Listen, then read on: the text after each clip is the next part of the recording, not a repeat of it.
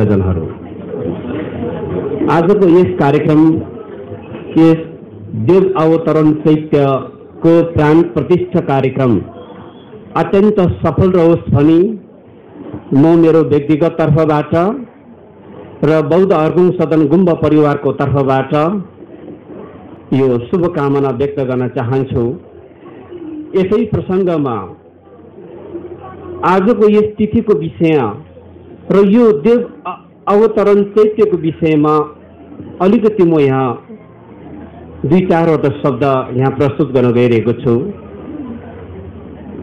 आज आसोज 17 गते मङ्गलबारको दिन अश्विन यो कृष्ण पक्ष द्वादशीको दिन हो। भोट पात्र अनुसार 9औं महिनाको 22 गतेको दिन हो। बौद्ध धर्म परम्परा अनुसार एक वर्षमा 4वटा महान तिथिहरू पर्दछ। भगवान बुद्ध जन्मिनु भएको, ज्ञान प्राप्त भएको र महापरिनिर्वाण प्राप्त भएको तिथिलाई हामी वैशाख पूर्णिमाको तिथिको रूपमा हामी मान्दै आएका छौँ। त्यस्तै गरी भगवान बुद्धले पहिलो पटक भारतको सारनाथमा पञ्चभाद्र भिक्षुहरूलाई धर्म देशना गर्नुभएको तिथि धर्म चक्र प्रवर्तन तिथिको रूपमा हामी मान्दै आएका छौँ। जस्तै ऋग्वेद हिमाली भोट पात्र अनुसार 6औं महिनाको 4 गते पर्दछ।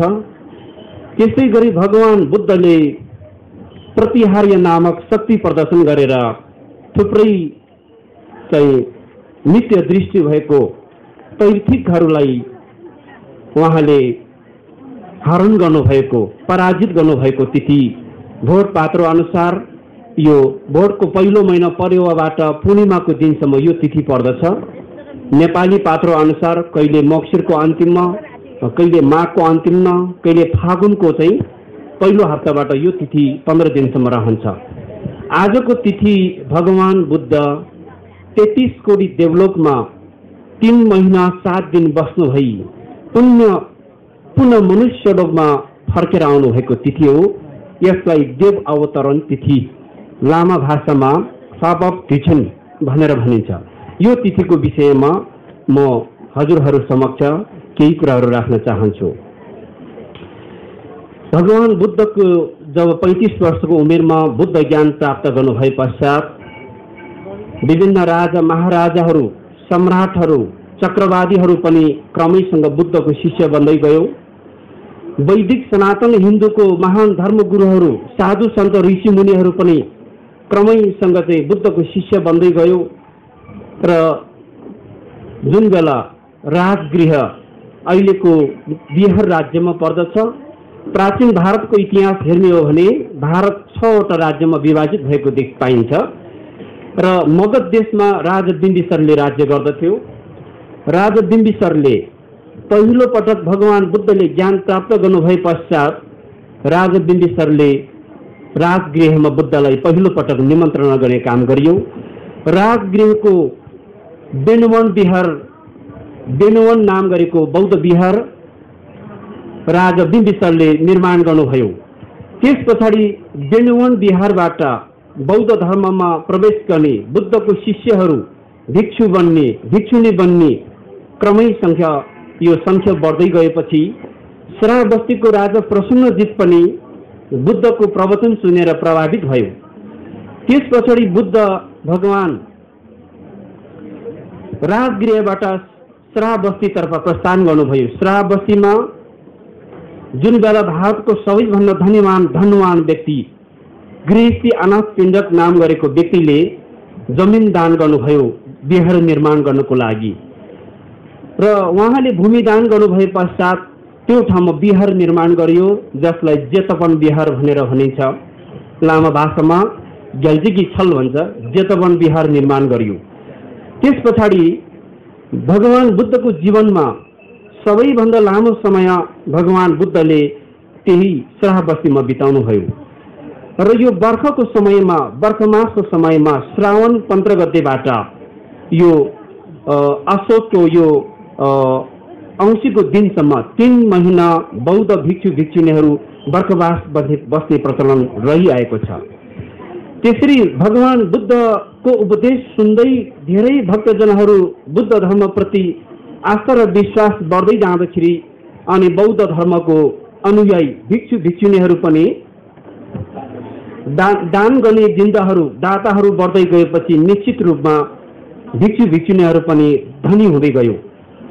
अनि भगवान बुद्धले एक दिन आफ्नो धम्म ज्ञान चक्षुद्वारा आफूलाई जन्म दिनुभएको आमा माया देवी नेपालको लुम्बिनी भूमिमा भगवान बुद्धलाई जन्म दिनुभएको 7 दिन पश्चात उहाँ देहान्त हुनुभएको थियो र त्यसरी बुद्ध प्राप्त भइसकेको केही समय पछाडि जुन बेला भगवान बुद्धको उमेर 41 वर्ष पुगेको थियो, आफ्नो आफूलाई जन्म दिएको आमा कहाँ जन्मेको रहेछ भनेर उहाँको ज्ञान चक्षुबाट उहाँले आफ्नो ध्यान दृष्टिबाट हेर्दाखेरि 33 कोटी देवलोकमा जन्मिनु भएको देख्यो।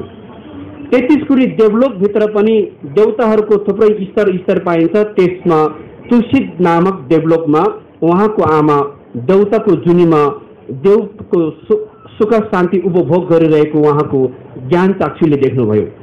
अनि भगवान बुद्धले यो विचार गर्नुभयो कि यो संसारमा जन्म दिने आमा सबैभन्दा गुण ठुलो हुन्छ। हामीले संसारको द्रव्य सम्पत्ति अमूल्य सम्पत्ति सबै एकाग्र गरेर जन्म दिने आमालाई उपहार दिँदा पनि गुणको भारा चुक्ता गर्न सक्दैन। तर आफूले जन्म दिने आमालाई पनि सद्धर्ममा प्रवेश गराउन सक्यो भने, आफूलाई जन्म दिने आमालाई मार्गदर्शन गरेर मोक्षमा पुर्याउन सक्यो भने तब उसले आमाको गुणको भारा तिर्न सक्छ। यही कुराहरू बुद्धले पनि सूत्रहरूमा उल्लेख गरेको पाइन्छ। यही कुराहरूलाई चिन्तन गरेर भगवान बुद्ध देवलोक जाने विचार गर्नुभयो अनि आफ्नो सम्पूर्ण भिक्षु भिक्षुणीहरूको सङ्घको जिम्मेवार आर्य मङ्गल पुत्रलाई जिम्मेवार दिनुभएर भगवान बुद्ध 33 कोटी देवलोकमा जानुभयो। 33 कोटी देवलोकमा जानुभएको तिथि श्रावण 15 गते गुरु पूर्णिमाको तिथि पर्दछ। हिन्दू पात्रो अनुसार गुरु पूर्णिमा भनिन्छ। यो दिनमा हिमाली भोट पात्र अनुसार यो छठौं महिनाको 15 गते यो पूर्णिमाको दिन पर्छ। यो दिनमा भगवान बुद्ध देवलोकमा जानुभयो। त देवलोकमा भगवान बुद्ध 3 महिनासम्म बर्खवास बस्नुभयो। श्राव बस्तीमा हजारौं संख्याको भिक्षु भिक्षुणीहरू बसोबास बसिरहेको छ। जुन बेला बुद्ध भगवानको मूल भक्तको रूपमा राजा बिम्बिसार, अनाथपिण्ड, प्रश्नजित राजा उदयन लगायतको राजा महाराजाहरू 3 महिनासम्म बुद्धको दर्शन नपाउँदाखेरि चिन्तित थियो। उहाँहरूलाई थाहा थिएन भगवान बुद्ध देवलोक जानुभएको कुरा र क्रमैसँग बर्खवासको समय सक्दै गयो। सबै भिक्षु भिक्षुणीहरू उपासक उपासिकाहरूले आर्य मङ्गल पुत्रलाई विशेष अनुरोध गर्नुभयो कि भगवान बुद्ध कहाँ जानुभयो, किन हामीले दर्शन पाउन सकेन। यी कुराहरू राख्दै जाँदाखेरि आर्य मङ्गल पुत्रले भगवान बुद्ध अहिले देवलोकमा हुनुहुन्छ, त्यसो भए तपाईँ आर्य मङ्गल पुत्र नाम गरेको बौद्ध भिक्षु अर्हत प्राप्त गरेको उहाँ देवलोकमा पुग्न सक्ने, नागलोकमा पुग्न सक्ने, उहाँमा शक्ति र सिद्धि अरू भिक्षुहरूमा भन्दा पनि विशिष्ट शक्ति सिद्धि थियो। उहाँ देवलोकमा जानको लागि भगवान बुद्धलाई पुनः मनुष्य लोकमा पुनः निमन्त्रणको लागि राजा महाराजाहरूले उहाँलाई विशेष अनुरोध गर्नुभएको थियो। तत्पश्चात आर्य मङ्गल पुत्र यो राजा महाराजाहरूको सन्देश बोकेर, भिक्षु भिक्षुणीहरूको सन्देश बोकेर देवलोक पुग्नु भएको थियो। उहाँ देवलोक पुग्नु भएको दिन थियो, औँसीको दिन थियो। भगवान बुद्ध देवलोकमा पुग्नु भएको ठिक्क 3 महिना पुरा भइसकेको दिनमा आर्य मङ्गल पुत्र पुग्नुभयो अनि उहाँले सबै राजा महाराजाहरूको सन्देश भगवान बुद्ध समक्ष प्रस्तुत गर्नुभयो। त भगवान बुद्धले अबको 7 दिन पछाडि म आउनेछु भन्ने उहाँले वचन दिनुभयो। त्यसो भए कुन ठाउँमा आउनुहुन्छ भगवान भनेर पुनः बिन्ती बिसाउँदाखेरि भगवान बुद्धले भन्नुभयो काशी नगरको, हिजो आज त्यो ठाउँलाई चाहिँ शङ्कास्य भनेर भनिन्छ, भारतको काशीमा पर्छ। काशी नगरको शङ्कास्य भन्ने स्थान उदुवारको फुल फुल्ने त्यो ठाउँमा आउँछु भनेर भन्नुभयो। त्यो ठाउँलाई अपजारी उदान भनेर भन्छ। त्यो राजा उदयनको दरबार परिसरभित्रको जग्गा थियो र त्यो ठाउँमा आउनुपर्ने कारण के थियो भने यो संसारमा, यो जम्बुद्वीपमा, यो मनुष्य लोकमा जब चक्रवादी राजाहरूको आगमन हुन्छ, जब महान बोधिसत्वहरूको आगमन हुन्छ, एउटा फूल फुल्ने गर्छ, त्यो फूललाई उदुम्बारको फूल भन्छ। यो अति दुर्लभ फूल हो, अहिले कलियुगमा यो फूल फुल्न सक्दैन। त्यो राजा उदयनको बगैँचामा उदुम्बारको फूल फुल्ने गर्थ्यो। राजा उदयनको बगैँचामा कल्प वृक्ष उत्पन्न हुने गर्छ। कल्प वृक्ष भनेको के हो त? यहाँले सुन्नुभएको होला, हिजो आज मानिसहरूको पुण्य घटिसक्यो, यो संसारमा अशान्ति वृद्धि भयो, हामीले न त उदुम्बारको फूल देखेको छौँ, न त हामीले कल्प वृक्ष देखेको छौँ। कल्प वृक्ष देवलोकमा छ भन्ने कुरा हामीले सुन्छौँ, तर कल्प वृक्ष भनेको जस्तो संकल्प गर्छ त्यही फल प्राप्त गर्न सक्नेको रुखलाई कल्प वृक्ष भनेर भनिन्छ। त राजा उदयनको बगैँचामा कल्प वृक्षको रुख फल्ने, त्यस्तो उदुम्बारको फूल उत्पन्न हुने, त्यो काशी नगरको अपजारी उदाहरण राजा उदयनको दरबार परिसरभित्र भगवान बुद्ध आउने सन्देश, शुभ सन्देश प्राप्त भएपछि आर्य मङ्गल पुत्र पुनः मनुष्य लोकमा फर्केर आउनुभयो। अनि यो शुभ सन्देश सुनेपछि ती नगरवासीहरूले राजा उदयनको ती बगैँचालाई देवलोक देवभूमि जस्तै पुण्यवान सुन्दरवान बनाइदिनु भयो। विभिन्न चाहिँ पूजा वस्तुहरू सुसज्जावट गर्नुभयो। त्यस पछाडि त्यो ठाउँमा विभिन्न चाहिँ सुमधुर सङ्गीतमय चाहिँ गन्धर्वहरूलाई बोलाएर चाहिँ वीणा विभिन्न गाजा बाजाहरूको तयारी गर्नुभयो। विभिन्न देशको राजा महाराजाहरू, विभिन्न धर्मगुरुहरू पनि त्यो ठाउँमा जमात भएको थियो। अब भगवान बुद्ध देवलोकबाट मनुष्य लोकमा फर्केर जाने यो कुरा सुन्दाखेरि देवराज इन्द्रलाई धेरै ठुलो चिन्ता पर्यो। आजसम्म बुद्धबाट यति अमृतवाणी उपदेश निरन्तर रूपमा सुनिरहेको थियो, अब सुन्न नपाउने भयो। देवराज इन्द्रलाई एकदम ठुलो चिन्ता पर्यो। जुन बेला बुद्धको उपदेश सुन्नेहरू ब्रह्मदेव हुनुहुन्थ्यो, माथि रूप धातु देवलोक, अरूप धातु देवलोकबाट, त्यस्तै थुप्रै थुप्रै रूप धातु देवताहरू, काम देवताहरू, देवराज इन्द्र जसलाई शक्रदेव पनि भनिन्छ, उहाँहरू चाहिँ सबै बुद्धको प्रवचन सुनेर बसे। त त्यो बेला 33 कोटी देवलोकमा एउटा अनौठो प्रकारको घटना घट्यो। यो ब्राह्मणको विषयमा जति बौद्ध दर्शनमा उल्लेख छ त्यति अन्य कुनै पनि दर्शनमा उल्लेख भएको पाइँदैन। यो ब्राह्मणको बारेमा हामी यो मनुष्य लोक कहाँ छ, यो मनुष्य जस्तै यसलाई जम्बुद्वीप भन्छ, त्यस्तै 4 महाद्वीप, 8 उपद्वीपहरू, बीचमा सुमेरु पर्वत, सूर्य चन्द्रमा, त्यसमाथि 33 कोटी देवलोक, 33 कोटी देवलोकमाथि रूप धातु देवलोक, त्यसमा 17वटा शैलीमा देवताहरूको विराजमान हुनुहुन्छ। त्यसभन्दा माथि अरूप धातु देवलोक जसमा हिन्दू धर्म, वैदिक सनातन धर्मले सृष्टिकर्ताको रूपमा मान्ने ब्रह्म भगवान विराजमान हुनुहुन्छ। तर यसलाई बौद्ध धर्म सिद्धान्त अनुसार स्वर्गलोक भनेर मान्दैन, यसलाई संसार नै हो भनेर भनेको छ। त यो सबै देवताहरू बुद्धको प्रवचन सुन्दै गर्दाखेरि यसरी बुद्ध पुनः मनुष्य लोकमा फर्केर जाने खबर सुन्दा देवताहरूलाई साह्रै दुःख लाग्यो। एकदमै मनमा वैराग्य प्रकट भएर आयो। अब के गर्ने? पटक पटक देवताहरू र दानवहरूको लडाइँ हुने गर्थ्यो। देवता र दानवहरूको लडाइँ गर्दाखेरि त्यो भिडान्तमा कति दानवहरूको मृत्यु हुन्थ्यो, सधैँ जित देवताहरूको हुन्थ्यो। तर त्यो चिन्ताले गर्दाखेरि देवराज इन्द्र दानवहरूसँग लडाइँमा उत्रिँदाखेरि उहाँ चाहिँ हार्नुभयो, पराजित हुनुभयो।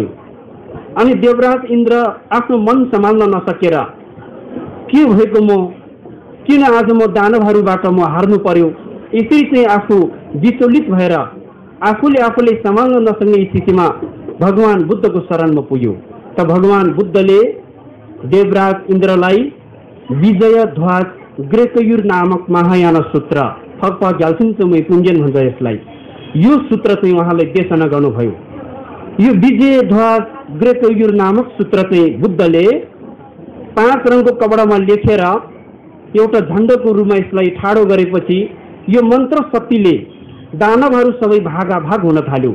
त्यो समयबाट यो 5 रङको कपडामा यो सूत्रको मन्त्र धारणी लेखेर झुन्ड्याएर हिजो आज यो लुम्टा हाल्ने प्रचलन देवलोकबाट आएको हो। त्यसले गर्दाखेरि यो लुम्टा हाल्ने प्रचलन देवराज इन्द्रबाट सुरुवात भएको हो। त्यसरी भगवान बुद्धले यो विजय ध्वज ग्रेकयुर नामक सूत्र धरणी मन्त्रलाई 5 रङको कपडामा लेखेर यसरी चाहिँ राखिएपछि अनि दानवहरू चाहिँ पराजित भयो। अनि त्यस पछाडि बुद्धको भव्य सभ्य बुद्धलाई विदाई गर्नको लागि देवराज इन्द्रले देवपुत्र विश्वकर्मालाई विशेष आदेश दिनुभयो। विश्वकर्मा भनेको को हो त? यहाँ नेपालमा विश्वकर्मा पूजा गर्छ, कसैले कुखुरा काट्छ, कसैले बोका काट्छ, यो गलत छ। विश्वकर्मा भनेको देवपुत्र हो। विश्वकर्मा भनेको यस्तो प्रकारको देवता हो कि एकदमै कलात्मक व्यक्ति, उहाँको हातले छोएपछि जस्तो आकृति पनि बनिहाल्ने त्यस्तो एउटा देवपुत्र हुनुहुन्थ्यो, विश्वकर्मा नाम गरेको। देवराज इन्द्रले उहाँलाई आदेश दिनुभयो। बुद्धलाई स्वागत गर्ने, विदाई गर्ने बेलामा देवलोकबाट काशीको अबजारी उद्यानसम्म पुग्ने 3 प्रकारको सोपान भर्याङ बनाउने आदेश दिनुभयो। त्यो भर्याङ पनि विभिन्न चाहिँ प्रकारको आकृतिहरूले कुँदिएको अष्टधातु, अष्टमङ्गल, अष्टद्रव्य जस्तो चाहिँ मङ्गल चिन्हहरू कुँदिएको त्यस्तो विशिष्ट प्रकारको भर्याङ, वैदुर्य रत्नले बनेको, सुनले बनेको, चाँदीले बनेको 3 प्रकारको भर्याङ बनाउने आदेश दिनुभयो। त देवपुत्र विश्वकर्माको नेतृत्वमा त्यो सोपान 1 हप्ताभित्र तयार बनाउने काम सम्पन्न भयो। त्यस पछाडि देवताहरू भगवान बुद्धलाई विदाई गर्नको लागि हजारौं लाखौं संख्याको देवताहरू त्यहाँ जम्मा थियो। उहाँले धूप चढाउने, बत्ती चढाउने, फूल चढाउने, विभिन्न चन्दन जस्तो पूजा वस्तुहरू चढाउने अनि भगवान बुद्ध चाहिँ त्यो सोपानबाट मनुष्यलोकमा देवलोकबाट मनुष्यलोकसम्म आउने बेलामा हजारौं देवी देवताहरूले गाजा बाजाको साथमा यसरी विदाई गर्नुभएको थियो। यसरी विदाई गर्ने क्रममा आकाशबाट आफै पुष्प वृष्टि भएको थियो। देवताहरूले आकाशबाट अरूप धातु देवताहरूको रूप नदेख्ने भयो। उहाँले पुष्प वृष्टि गरेर बुद्धलाई विदाई गर्ने काम गर्नुभयो। त्यस पछाडि जुन बेला देवराज इन्द्र, ब्रह्म भगवान स्वयं काशी नगरसम्म आउनुभयो बुद्धलाई विदाई गर्नको लागि, अनि मनुष्यहरू कहिले पनि देवताको रूप नदेख्ने, मनुष्यभन्दा 100औं लक्षणयुक्त देवताको रूप, मानवहरू चकित भयो देवताको रूप, सुन्दरमय रूप देखेर। अनि भगवान बुद्धको शक्ति, भगवान बुद्धलाई यसरी देवताहरूले समेत पनि यसरी गुरु मानेर यसरी भव्य र सभ्य रूपमा यसरी विदाई गर्ने यो कुरा, यो दृश्यहरू देख्दाखेरि धेरैभन्दा धेरै मानिसहरूको मनमा एउटा श्रद्धा र विश्वास जागेर धेरैले परिनिर्माण प्राप्त गर्नेको एउटा बीज मनमा प्राप्त भयो। जुन बेला त्यसरी भगवान बुद्धले माथिबाट देवताहरूले भव्य सभा विदाई गरेको छ भने काशी नगरको अपजारी उद्यानमा थुप्रै चाहिँ बौद्ध भिक्षु भिक्षुनीहरू, राजा महाराजाहरूले गाजा बाजा बजाएर, गन्धर्वहरूले सारङ्गी बजाएर जुन काशी नगर नै एकदमै सङ्गीतमय बनाइदिएको थियो। त्यसरी भगवान बुद्ध देवलोकबाट मनुष्यलोकमा आउनुभएको तिथि आजको दिन हो। यो तिथि आज यो लभप तिजुन भन्ने यो तिथि यसरी काशी नगरमा आइसक्नु भए पश्चात राजा उदयनको दानपतित्वमा र काशी नगरवासीहरूको क्रियाशील सक्रियतामा यो देव अवतरण चैत्य निर्माण गरेको थियो। यही दिनमा यसरी देव अवतरण चैत्य निर्माण गर्यो। यो भगवान बुद्ध देवलोकबाट पुनः मनुष्यलोकमा फर्केर आउनुभएको यो खुसियालीमा, यो शुभ साइतमा निर्माण गर्नुभएको यो देव अवतरण चैत्य आज विधिवत रूपमा यसै देव अवतरण तिथिको अनुकूल मिलाएर यो देव अवतरण चैत्यको पनि आज प्राण प्रतिष्ठा गर्ने यो महान कार्यक्रम, यो महान पुनित तिथि अनुकूल आज यो कार्यक्रम यहाँ सुसम्पन्न हुँदैछ। त्यसैले गर्दाखेरि आजको तिथिको विषयमा मैले छोटकारोमा यी कुराहरू यहाँहरू समक्ष राखेँ। र अब यो छेटेन भनेको के हो त? अघि हाम्रो धर्मगुरु गुप्ती गुरुले यसको सारांश यहाँहरू समक्ष प्रस्तुत गरिसक्नुभयो। छेटेन भनेको के हो यसको संक्षिप्त परिभाषा म यहाँ राख्न चाहन्छु। छेटेन दुईवटा शब्दबाट यो अर्थ बनेको छ। छे भन्ने शब्दको अर्थ हुन्छ पूजा अर्चना, यानी कि पूजा अर्पण। टेन भन्ने शब्दको अर्थ हुन्छ आश्रय, पूजा अर्पण, पूजा अर्चन गर्ने आश्रयको रूपमा लिन्छ यसलाई बौद्ध मार्गीहरूले।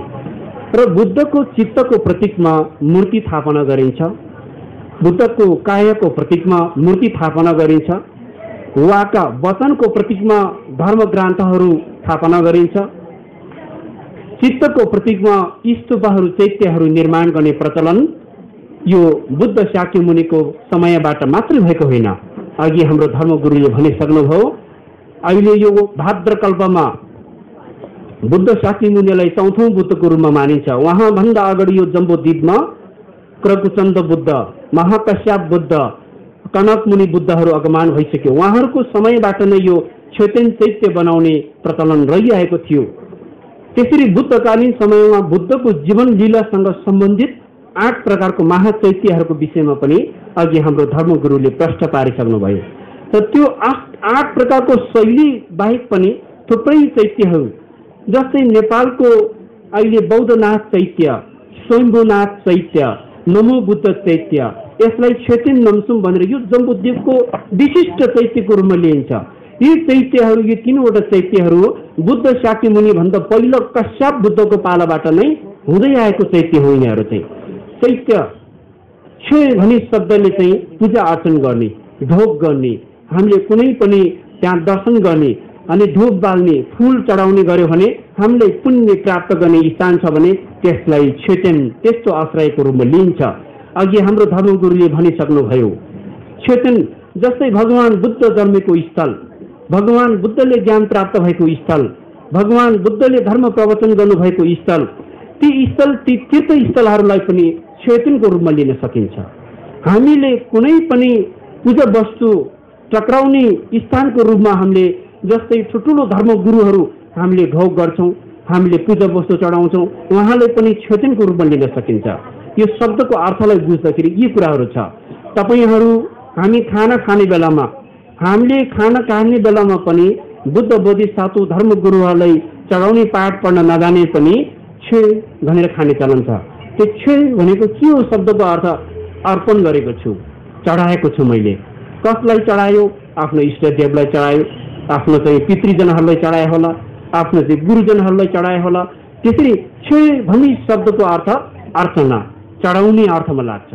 तेन भन्ने शब्दको अर्थ आश्रय, आश्रय। त्यसरी चढाउने एउटा लाइटको स्थानलाई छोटिन भनेर भनिन्छ। अब यो छोटिन निर्माण गरेर के पुण्य प्राप्त हुन्छ? 18 लक्षणको पुण्य प्राप्त हुन्छ, 18 सौभाग्यवान लक्षण प्राप्त हुन्छ भन्ने कुरा अघि हाम्रो धर्मगुरुबाट प्राप्त भइसक्यो। यहाँले सुनिसक्नुभयो।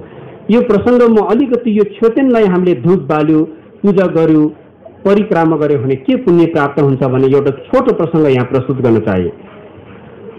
बुद्धकालीन समयमा एकजना छिन्ताक पल्के नाम गरेको गृहस्थी भक्त हुनु, उहाँ बुद्ध भक्त हुनुहुन्थ्यो। जीवनको एकदमै अन्तिम, एकदमै वृद्ध अवस्थामा पुग्दा पनि उहाँ चाहिँ मनमा मैले राम्रोसँग धर्म गर्न सकेन, म साँच्चै बुद्ध धर्ममा दीक्षित हुन सकेन, त्यसैले अब म गृहस्थी जीवन छोडेर म साँच्चै बुद्ध धर्ममा दीक्षित भएर म भिक्षु ग्रहण गर्छु भन्ने इच्छा विचार जाग्यो उहाँलाई। जुन बेला बौद्ध भिक्षुहरूले कुनै पनि मानिस भिक्षुशील ग्रहण गर्छ भने यसले भिक्षु प्राप्त गर्नेको पुण्य छ कि छैन, कर्म छ कि छैन, त्यो जाँचबुझ गर्ने प्रचलन थियो। त छिन्ताक पल्के नाम गरेको गृहस्थी आर्य मङ्गल पुत्रले पनि तपाईँले भिक्षुशील पाउनुहुन भनेर फर्काइदिनु हो, शारी पुत्र भिक्षुले पनि फर्काइदिनु हो, भिक्षु आनन्दले पनि फर्काइदिनु हो। अन्तिम उहाँ एकदमै वैराग जाग्यो मनमा, म कति अभागी रहेछ, आज म भिक्षु बन्छु, आज म गृहस्थी जीवन त्यागेर म बुद्ध धर्ममा दीक्षित हुन्छ भन्दा पनि मैले शील नपाउने, म कति अभागी रहेछ भनेर एकदमै मनमा वैराग्य प्रकट भएर बसिरहेको बेलामा उहाँले भगवान बुद्धको ज्ञान चक्षुले देख्नुभयो। उहाँलाई बोलाउनु पठाउनु भयो। बुद्ध सामु आएपछि बुद्धले चाहिँ आफ्नो आन्तरिक ज्ञान, बुद्धले आफ्नो ज्ञान चक्षुबाट हेर्दाखेरि छिन्ताक पल्केले भिक्षुशील अवश्य पाउँछ भन्नुभयो। भिक्षुहरू सबै छक्कै पर्यो, भिक्षुणीहरू पनि छक्कै पर्यो, कसरी भिक्षुशील पाउनुहुन्छ उहाँले भनेर प्रश्न राख्नु हुँदाखेरि त भगवान बुद्ध भन्नुहुन्छ, धेरै धेरै चाहिँ कल्प अगाडि यो ठुलो जङ्गलको बीचमा एउटा बनेल, एक दिनको घटना, एउटा बनेल शिकारीले लखेट्दै गइरहेको अवस्था थियो। बनेल आफ्नो ज्यान बचाउनु थियो, शिकारीलाई त्यो बनेल मार्नु थियो, दुवैजना भागाभाग दौडादौड अवस्थामा थियो। त्यसरी त्यो बनेल चाहिँ शिकारीबाट बच्नको लागि एकदमै तीव्र गतिमा दौडिँदै आफ्नो ज्यान बचाउँछु भनेर त्यो जङ्गलको बीचमा पुरानो एउटा भग्नावशेष अवस्थामा रहेको स्तूपा थियो। त्यो बनेल आफ्नो ज्यान बचाउँछु भनेर अन्जानमा त्यो भग्नावशेष स्तूपालाई यसरी परिक्रमा गर्यो। एक पटक परिक्रमा गरिसक्ने बित्तिकै शिकारीको तीर लागेर उसको मृत्यु भएको थियो। त्यसरी आन्जनमा जंगलको बीचमा आफ्नो ज्यान बचाउँछु भनेर स्तूप एक पटक परिक्रमा गरेको पुण्य छ उसको, त्यसले गर्दा आज उसले भिक्षुशील प्राप्त हुन्छ भन्नुभयो।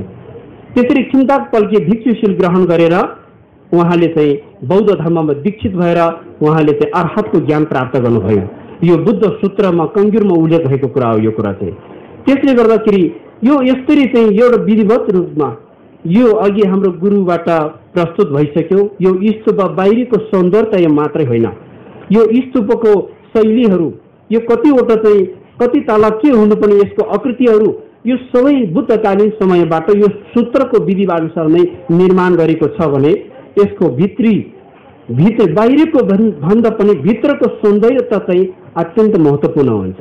यसमा ठुटुलो धर्मगुरुहरूको अस्तु धातुहरू, ठुटुलो महान धर्मगुरु बुद्ध बोधिसत्वहरूको वस्त्रहरू, त्यसै गरी ठुटुलो चाहिँ बुद्धले ज्ञान प्राप्त गरेको जस्तो 4 धामहरूको माटोहरू, पानीहरू यसमा चाहिँ सबै राखिएको छ। त्यसै गरी अर्को एउटा प्रसङ्ग पनि म यहाँ जोड्न चाहे। हामीले यो क्षति निर्माण गर्दाखेरि हाम्रो यहाँ सिन्धु आमा समूहले 1000 प्रकारको माटोको कैदु, यसलाई छजा भन्छ। यो कैदुको विशेषता पनि धेरै ठुलो छ। यसरी 1000 प्रकारको कैदुहरू, यो छजा माटोको 8 प्रकारको स्तूपको आकृति भएको कैदु हुन्छ। यो यहाँ राखे। एक समयमा बुद्धकालीन समयमा एकजना मानिसले यो छजा बनाउन सक्यो भने धेरै पाप कठिन हुन्छ। छजा बनाउन सक्यो भने हाम्रो ग्रह दशा रोग व्याधहरू पनि सन्चो हुन्छ भन्ने कता कता कुरा सुनेर उसले छजा बनाउने काम गर्यो। छजा बनाइयो, साँच्चै मेरो ग्रह शान्ति हुन्छ, मलाई पुण्य प्राप्त हुन्छ भन्ने विश्वासले छजा निर्माण गर्यो र त्यो छजालाई उसले व्यवस्थित गरेर राख्न सकेन, बाटोमा त्यसरी लथालिङ छोडिदियो। अर्को मान्छे आउनुभयो, त्यही बाटोमा हिँड्दै उसले देख्नुभयो त्यो छजालाई। ओहो, कस्तो अज्ञानी मान्छे रहेछ। यो छजा भनेको त एकदम ठुलो एउटा पवित्र चिज हो, यो बुद्धको चित्तको प्रतीक हो, यसरी बाटोमा जथाभावी फाल्नु हुँदैन भनेर उसले पनि यो पानीले भिज्छ, मान्छेले कुल्चाउँछ भन्ने सोच गरेर उसले कहाँ राखौँ भने यसरी यताउता हेर्दाखेरि मान्छेले फालिसकेको फाटिसकेको थोत्रो जुत्ता देख्यो। त्यो जुत्ता ल्याएर त्यो छजालाई ढाकेर राख्यो। अर्को मान्छे आयो फेरि त्यही बाटोमा, उसले देख्यो ओहो कति अज्ञानी मान्छे रहेछ, यस्तो पवित्र बुद्धको अस्तु धातु जस्तो पवित्र चिजलाई पनि जुत्ताले ढाकेर राख्ने कस्तो अज्ञानी रहेछ भनेर उसले त्यहाँबाट टिपेर एकदमै चोखो ठाउँमा लगेर उसले राखिदिनु हो। पछि त्यो 3जना मान्छेले चाहिँ अर्हतको ज्ञान प्राप्त भयो। सबैजना छक्कै पर्यो। त यो सुरुमा यो छजा निर्माण गर्ने मान्छेको पनि चित्त शुद्ध थियो। छजा निर्माण गर्न सक्यो भने मेरो पाप कठिन हुन्छ, मलाई पुण्य प्राप्त हुन्छ, त्यस्तो एउटा श्रद्धा विश्वासको भाव जागेर छजा निर्माण गर्नुभयो। दोस्रो व्यक्तिले पनि यो जथाभावी राख्यो भने मान्छेले कुल्चिन्छ, यो पानीले बगाउँछ, यसलाई चाहिँ राम्रोसँग सुरक्षित गरेर राख्नुपर्छ भनेर जुत्ताले उसले पनि एउटा शुद्ध विचारले त्यो सुरक्षित राख्ने काम गरेको कारणले उसले पनि अर्हत प्राप्त गर्यो। तेस्रो व्यक्तिले त्यो छजालाई यस्तै मानिसले लगाउने जुत्ताले छोपेर राख्ने कति अज्ञानी रहेछ, यसलाई शुद्ध ठाउँमा राख्नुपर्छ भन्ने विचारले त्यसलाई पवित्र शुद्ध ठाउँमा लगेर राखिदिनु हो। त्यो पुण्यले गर्दा उसले पनि अर्हत प्राप्त गर्यो। यसरी 3जना व्यक्तिहरू एउटै छजा निर्माण गरेर अर्हतको ज्ञान प्राप्त हुन्छ भने हाम्रो यो क्षेत्रभित्र हजारौं छजा निर्माण गरेर राखेको छ। हामीले दर्शन गर्यो भने, परिक्रमा गर्यो भने, धूप बाल्ने, प्रसाद चढाउने, बत्ती बाल्ने गर्यो भने कति पुण्य प्राप्त हुन्छ हामीलाई। एक समयमा एउटा बन्नेलले एकपटक अन्जानमा परिक्रमा गर्दै त भिक्षुशील प्राप्त हुने, अर्हत प्राप्त हुने, फल प्राप्त भयो भन्ने कुरा भर्खरै सुन्यौं। हामी संसारको प्राणीहरू मध्ये हामी सबैभन्दा चेतनशील प्राणी, श्रद्धा विश्वास प्रकट गरेर आफू मात्र नभई अरूलाई पनि उद्धार गर्न सक्ने हामी मानव। त्यसैले आज बौद्ध धर्मको एउटा भगवान बुद्धको चित्तको प्रतीकको रूपमा यो देव अवतरण चैत्य विधिवत रूपमा निर्माण कार्य सम्पन्न भएको छ। यो निर्माण कार्य सम्पन्न हुनुमा हाम्रो धर्मगुरु गुप्ती गुरु उहाँको क्रियाशील र उहाँको जुन प्रकारको परिकल्पना थियो, उहाँ आफै लागेर खटेर यो काम सम्पन्न गर्नुभएको छ र उहाँलाई साथ दिनुहुने यो सारङको यो साङक छुलिङ गुम्बाको सिन्धुक व्रतको आमा समूहहरू 2-3 पटक हेर्न आयो म पनि आमाहरू छचा हालिरहेको रङ लगाइरहेको गुरुले जुन आदेश दिनुहुन्छ आमाहरूले त्यसरी चाहिँ एकदमै सक्रिय भएर काम गरिरहेको मैले धेरै पटक देख्यो। यो एकदमै सराहनीय छ, एकदमै प्रशंसनीय छ। यी आमाहरूले पनि आज अपार पुण्य प्राप्त भएको छ र यो आमाहरूले यसरी दिनौं दिन आएर यहाँ काम गर्नुभयो। धर्मगुरु आफै खटेर निर्देशन दिनुभयो र यी सबै सारा वस्तुहरू जुटाउनेमा सहयोग गर्नुहुने जिन्दक दानपतिहरू आज थुप्रैजना यहाँ उपस्थित हुनुहुन्छ, कतिपय उपस्थित हुनुहुन्न।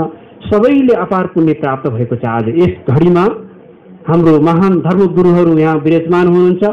गुरुहरूबाटको बाहुलीबाट आज पञ्च सम्पाद पनि सम्पन्न भएको छ। यहाँ टेम्पो फुन्चुम छपा भनेको शास्त्र सम्पाद हो। धर्मगुरुहरूलाई हामीले साधारण व्यक्तिको रूपमा हेर्नु हुँदैन। प्रत्यक्ष भगवान बुद्ध यहाँ विराजमान हुनुहुन्छ। त्यस्तो एउटा श्रद्धा भक्तिभावको विश्वास मनमा प्रकट गर्नु यो शास्त्र सम्पाद हो।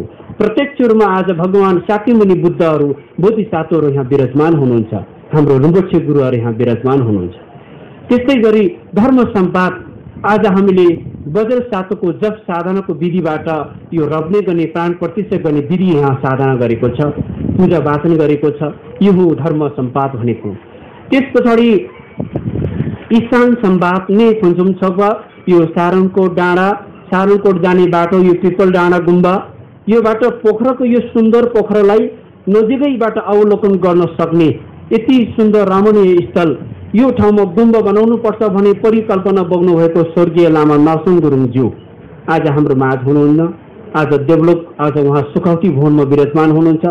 आज उहाँको परिकल्पना उहाँको चाहिँ सुपुत्र धर्मगुरु गुप्ती गुरुबाट यो कार्य सम्पन्न भएको छ र त्यसरी यो स्थलमा प्रत्येक औँसी पूर्णिमाको तिथिमा सिन्धु व्रत साधना पटक पटक विभिन्न धर्मगुरुहरूबाट धर्मदेशना वाङहरू कार्यक्रम गरेर अति पवित्र भएको यो स्थल साँच्चै नै आर्य अवलोकेश्वरको एउटा वैकुण्ठ, साँच्चै नै बुद्ध अमिताभको एउटा सुखावती क्षेत्रको रूपमा हामीले बुझ्नुपर्छ, विश्वास गर्नुपर्छ। यो हो स्थान सम्पाद भनेको नै फुन्चुम छक्बा। त्यस पछाडि अब थ्री फुन्चुम छक्बा यो समय सम्पादको त मैले अघि व्याख्या गरिसक्यो। आजको समयको मूल्य मान्यता के रहेछ भन्ने कुरा यति पवित्र र पावन तिथिमा आज यो विशेष काम यहाँ हुँदैछ। त्यसबाट शिष्य सम्पाद खोर फुन्चुम छक्बा हामी जति पनि शिष्यगणहरू बुद्ध धर्मप्रति आस्था विश्वास राखेर आज भैरवबाट काठमाडौँ विभिन्न ठाउँबाट यहाँ उपस्थित हुनुभएको छ।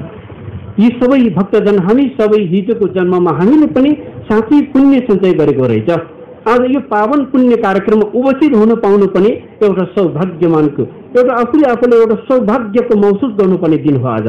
त्यसैले हामी आजको पुण्यले गर्दा आज यो महत्त्वपूर्ण कार्यक्रममा उपस्थित भएर आज पुण्य प्राप्त भए यसको परिणाम स्वरूप भविष्यमा हामी सबै सँगै सुखवती बुद्ध अमिताभको सुखवती क्षेत्रमा जन्म प्राप्त भएर जाने हामी सबै धर्म मित्र हो। यहाँ कोही ठुलो कोही सानो कोही धनी कोही गरिब त्यस्तो प्रकारको भेदभाव हुँदैन। त्यस्तो प्रकारको सोच विचारहरू पनि किञ्चित पनि मनमा राख्नु हुँदैन। त्यसै यो शिष्य सम्पाद यो पञ्च सम्पाद सम्पन्न भएको यस सुवर्ण घडीमा आज यो देव अवतरण चैत्यको विधिवत रूपमा यहाँ यो प्राण प्रतिष्ठा कार्यक्रमहरू यो पूजा विधिहरू यहाँ वाचन भइरहेको छ। तसर्थ यो आज बौद्ध चैत्य निर्माण गर्ने यो पुण्य चाहिँ कुनै पनि गुम्बामा पनि एउटा चैत्यको आवश्यकता पर्छ। यो गुम्बाभित्र यो गुम्बाको परिसरभित्र यो चैत्य निर्माण गर्न सक्यो भने यतिको पुण्य रहेछ भन्ने कुरा यहाँले कति महसुस गर्नुभयो। यो कुराहरू चाहिँ यहाँले आफूले बुझेर साँच्चै मनमा श्रद्धा र विश्वास प्रकट गरेर आजको यस पुण्य कार्यबाट हामीले एउटा बोधि परिणामना गरौँ। हामीले भविष्यमा पनि यो जब यो गुम्बामा आउँछ यो क्षेत्र यो स्तूपको भित्रबाट हामी प्रवेश गर्छौँ तब हामीलाई एउटा पुण्यको बीज प्राप्त हुन्छ। हाम्रो मनमा साँच्चै नै एउटा पुण्यको वासना प्राप्त हुन्छ। त्यसले गर्दाखेरि यस्तो खालको एउटा परिकल्पना गरेर यो स्तूप निर्माण गर्ने काम सम्पन्न गर्नुभएको यो हाम्रो लामो गुप्ती गुरुलाई म विशेष धन्यवाद दिन चाहन्छु। गुरुङ तमुहरूको समुदायमा विशेष गरी बौद्ध धर्ममा त यो जात पातको कुनै पनि कुरा हुँदैन। गुरुङ धर्म बौद्ध धर्मको हिजोको अवस्था के थियो भन्ने कुरा आज गुरुले भन्नुभयो। भर्खर उहाँ 3 वर्ष गुफा साधना पुरा गरेर पोखरामा आउने बेलामा आजभन्दा 20-25 वर्ष अगाडि यो पोखराको अवस्था कस्तो थियो, अहिलेको अवस्था धेरै राम्रो भएको छ। र पनि हामीले अहिले पनि बौद्ध धर्म र लामो बौद्ध संस्कारको बारेमा त्यति थाहा नपाएको जस्तो अझै पनि हामी धेरै कुरा अन्जानमा छौँ। यी कुराहरूलाई जान्दै बुझ्दै हामी अगाडि बढ्नुपर्छ। हामीले बौद्ध धर्मसँग अनुकूल संस्कारलाई स्थापित गर्न सक्यौँ भने भोलि हाम्रो भावी सन्ततिहरूले पनि यसलाई निरन्तरता दिनेछ। यदि तपाईँ हाम्रो समयमा हामी कुन धर्म मान्ने, कुन धर्मको संस्कारमा रहेर हामीले पूजा विधिहरू अपनाउने, यो कुरोमा नै हामी अन्यलमा रह्यो भने भोलि हाम्रो भावी सन्ततिहरूको भविष्य के होला, यो पनि हामीले चिन्तन गर्नुपर्ने विषय छ। अघि हाम्रो भैरव गुम्बाको अध्यक्षज्यूले भन्नुभयो, लामा बौद्ध गुरुहरूले गरिरहनु भएको ट्र्याक छोडेर अरू पूजा विधिहरू गर्नु चाहिँ उचित जस्तो मलाई लाग्दैन भने उहाँले यो प्रसङ्ग जोड्नुभयो। यो धेरै चाहिँ महत्त्वपूर्ण कुरा हो। हिजो लगभग 13-14 पुस्ता अघिदेखि लामाको पुस्ता धानेर एउटा पुरोहितको जिम्मेवार निर्वाह गरेर जजमानहरूको सेवामा तत्पर रहिरहनु भएको हाम्रो गुरुहरू आज 12औं पुस्तासम्म आइपुग्नु भयो। हाम्रो लामा गुप्ती गुरुको यतिका लामो इतिहास छ लामो बौद्ध धर्मको गुरुङ समुदायमा। हिजो त स्थिति थिएन, हिजो त यो व्यवस्थित हुन सकेको अवस्था थिएन। एक त हामी शिक्षित थिएन, एक त जुन बेलाको समय, जुन बेलाको परिस्थिति पनि त्यस्तै थियो। आज हामी धेरै अगाडि बढिसकेको छ, आज धेरै प्राविधिक विकास भइसकेको छ। हामी अहिले पनि हामीले आफ्नो संस्कारलाई सुधार्न सकेन भने, आफ्नो धर्म र आफूले कुन सिद्धान्तमा रहेर जीवन चाहिँ सार्थक बनाउने भन्ने कुरालाई आफूले पहिचान गर्न सकेन भने हामी पछि धेरै पछुताउने स्थिति पनि सिर्जना हुन सक्छ अवश्य। त्यसैले आज यस महत्त्वपूर्ण घडीमा, यस पावन घडीमा आज यो देव अवतरण चैत्यको यहाँ विधिवत रूपमा यो प्राण प्रतिष्ठा कार्यक्रममा उपस्थित हुनुहुने धर्म गुरुजनहरू, उपस्थित यो दानवीरहरू, जिन्दकहरू, उपस्थित सम्पूर्ण श्रद्धालु उपासक तथा उपासिका भक्तजनहरू, आज यो अवश्य पनि यो कार्य विधिवत रूपमा सम्पन्न होस् र यो सफलता होस् भन्ने शुभकामना दिन चाहन्छु। र अन्तमा आजकै दिनबाट यो गुम्बामा मणि जप साधना पूजा पनि सुरुवात हुन गइरहेको म यहाँलाई सहर्ष जानकारी गराउन चाहन्छु।